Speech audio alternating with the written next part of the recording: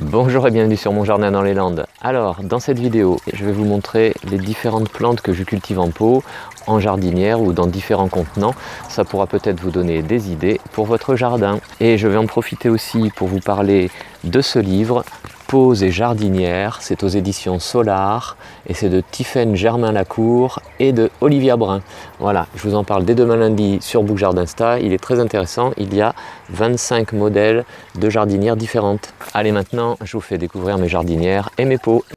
Et alors, donc ici, nouvel exemple avec deux pots en terre cuite. Ici, un petit pot différent, voilà, une coupe dans laquelle j'ai mis des violettes, voilà, c'est fleuri au printemps, début de printemps.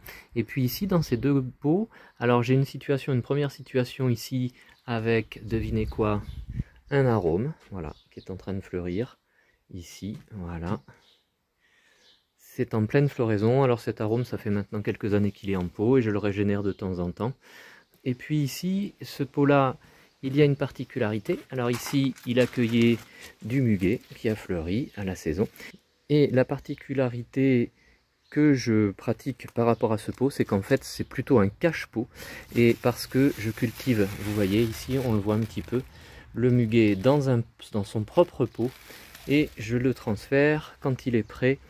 Et alors, quand je désire donc changer le type de plante, je n'ai qu'à changer le pot à l'intérieur. J'ai cultivé d'autres plantes, et notamment cette année.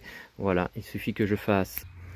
Et ce sont maintenant des impatiences qui ont pris la place. Alors, elles viennent juste d'être plantées, mais elles vont occuper cette place-là durant tout l'été jusqu'aux prochaines gelées. Alors, un autre exemple ici de culture en pot, c'est un petit arbuste. C'est un Pittosporum tenuifolium. Et vous voyez, donc Pittosporum à petites feuilles et qui est en plus panaché. Ça donne cette petite configuration d'accueil ici. Et avec des petites jardinières en imitation de pierre, et bien voilà. C'est intéressant aussi d'utiliser des plantes succulentes. Ça fleurit comme ça, là. Et là, on est essentiellement pratiquement dans le gravier avec un petit peu de terreau. Et il arrive parfois que ça ne fonctionne pas. Vous voyez, là, j'avais deux sédums. Ça n'a pas très bien marché. Celui-ci a un peu séché. Il a eu froid aussi cet hiver, je pense. Voilà. Parfois, ça ne marche pas. Et en matière de jardinière aussi, on peut mettre des petites plantes vivaces, comme ces petites campanules des murailles. Voilà, ça donne ça sur une petite jardinière assez rustique en terre cuite. Voilà ce que ça donne, et ça on le garde d'une année sur l'autre. On peut aussi créer un petit potager, ou en tout cas cultiver en pot des plantes potagères, c'est intéressant aussi. Et ici, le tuteur servira aux plants de tomates, voilà, pour les faire monter jusque là-haut. Alors bien sûr en pot on peut cultiver des plantes potagères, mais aussi des fruitiers. Voilà un exemple, ici c'est un mandarinier, avec ici les petites mandarines qui commence à se développer. Il y a aussi le citronnier de l'autre côté. Voilà le citronnier que vous avez sûrement vu dans une de mes vidéos récentes, celui qui a été taillé de façon drastique. Voilà, il redémarre, il est en pot. Et là aussi, ce que je fais pour lui, comme pour le mandarinier tout à l'heure, je cultive en fait dans deux pots. C'est-à-dire j'ai un pot de culture et un pot terre cuite que j'utilise plutôt en cache-pot. Et au niveau des plantes ornementales, il y a aussi, voilà, ici, j'ai dans ce pot un Magnolia Soulangeana que je conserve comme ça. Il est intéressant quand il est fleuri, j'arrive à le maintenir à peu près à cette taille-là. Et puis je vais vous montrer autre chose aussi. Voilà, un premier érable du Japon à feuillage très découpé. Voilà, il est dans son pot bleu. Alors ça ressort un petit peu, quand il est un peu plus rouge que ça, il va changer de couleur. Le voilà dans son pot, et je dirais dans son cache-pot, parce que là aussi, l'hiver, ce pot-là, en tout cas, je le rentre parce qu'il est émaillé, il est censé résister au gel, mais je préfère par sécurité le mettre à l'abri. Et voilà, donc là, il est en pot.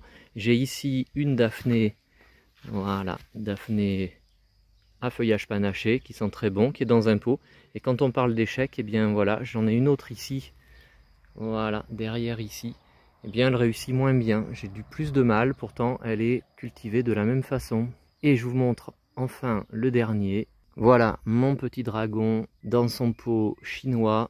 Et c'est un Acer Shirazawanum, voilà, un érable japonais qui vient d'être planté ici dans ce pot. Là encore, je me sers de ce beau pot chinois dragon simplement en cache-pot, et il est rentré l'hiver pour le protéger. Et dans la série des fruitiers, il y a aussi possibilité de cultiver des figuiers nains.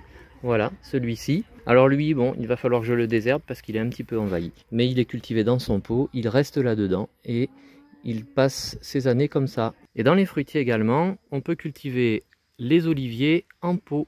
Il est en train de fleurir et de redémarrer. Voilà. il commence à fleurir ici. Donc c'est bien parti et voilà ce que ça donne. Et alors il peut y avoir aussi une solution pour maintenir en pot. Voilà, c'est un pot en bois, voilà, avec un intérieur qui est fait pour. Et puis j'y ai mis, devinez quoi, donc ce sont des petits fruits, ce sont des framboisiers. Voilà, on a ici une promesse de fruits, ici aussi. Et les framboisiers, voilà, vont tenir toute l'année, voire 2 ans dedans, ou voire 3 ans même peut-être, mais ça rejette beaucoup du pied, donc on verra. Mais ça s'installe et ça fonctionne bien. Avec soleil mi-ombre, ça marche bien.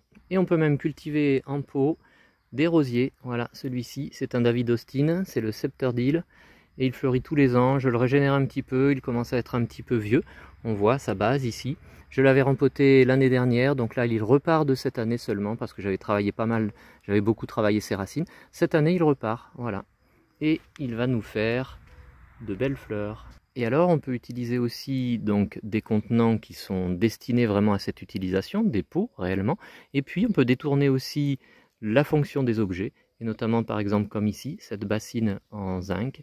Et bien voilà, son utilisation a été détournée en pot de fleurs. Ici, ce sont des nigelles de Damas qui sont en train de fleurir. Cette année, je le laisse un petit peu sauvage, mais il m'arrive d'autres années, comme vous voyez ici, de faire une belle composition avec des bulbes de printemps. Si cette vidéo vous a plu, n'hésitez pas à liker comme d'habitude en mettant un petit pouce vers le haut. Si ce n'est pas déjà le cas, vous pouvez vous abonner.